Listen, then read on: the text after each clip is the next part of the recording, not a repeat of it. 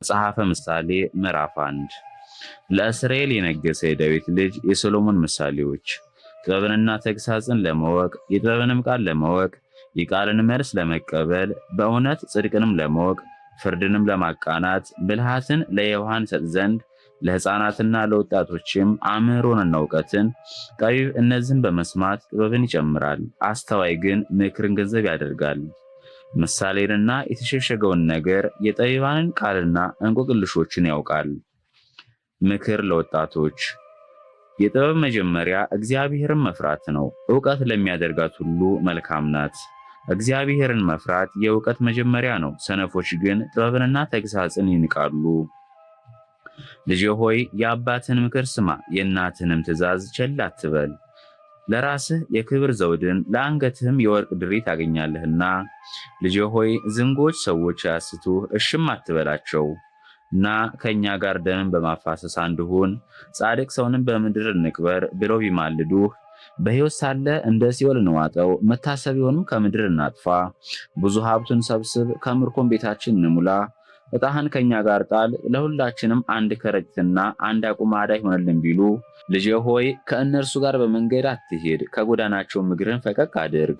እግሮቻቸው ወደ ክፋት ይሮጣሉና ደም ለማፍሰስም ይፈጥናሉና። ወጥመድን ለወፎች በከንቱ የሚያጠምዱ አይደለምና፣ መግደልን የለመዱ እነርሱ ክፋትን ለራሳቸው ይሰበስባሉ። የኃጢአተኞች ሰዎች አወዳደቃቸው ክፉ ነው። ይህ መንገድ ኃጢአትን የሚፈጽሙ ሁሉ ነው። ቅሚያ ነፍሳቸውን ታጠፋለች። የጥበብ ጥሪ። ጥበብ በጎዳና ትመሰገናለች፣ በአደባባይም ድምጿን ትሰጣለች።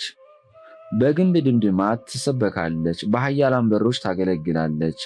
በከተማ በሮች በድፍረት እንዲህ ትላለች፣ ይህን ያህል ዘመን የዋሃን ጽድቅን ሲከተሉ አያፍሩም። ሰነፎች እስከ መቼ ድረስ ስህተትን ትወዳላችሁ? ሰነፎች ስድብን የሚወዱ ናቸው። ሰነፎችም ሆነው ዕውቀትን ጠሉ።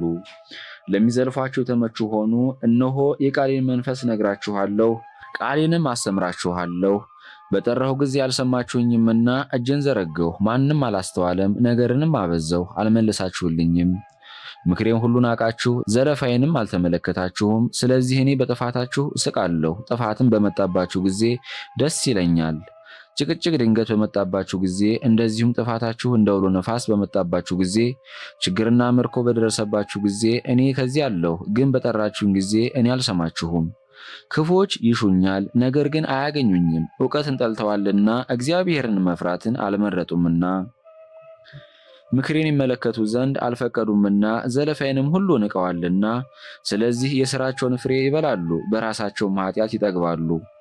አላዋቂዎችን አለመመለሳቸው ትገድላቸዋለችና፣ ሰነፎችንም ምርምራቸው ትገድላቸዋለች።